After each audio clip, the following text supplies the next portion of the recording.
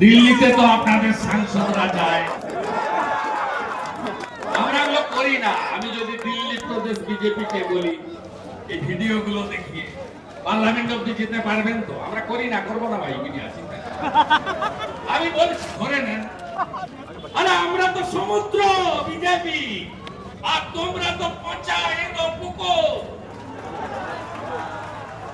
কালকে অমিত শাহ जी বলেছে पार्लियामेंट में क्या आयुष्मान भारत दिल्ली से तो चालू हो गया है, अभी बंगाल बाकी है, अगले साल बंगाल में भी हो जाएगा। কি করে হবে? আরে আমি তো পেরেছি, ভবানীপুর থেকে লেংড়ে লেংড়ে ওপারে গেছি মোদি পেরে, শুভেন্দুকে হারাবো গদ্দার। আরে পৃথিবীর সবচেয়ে বড় গদ্দারের নাম হলো মমতা ব্যানার্জি। 98 সালে ফাউ ফাউ করে ঘুরতেন অটল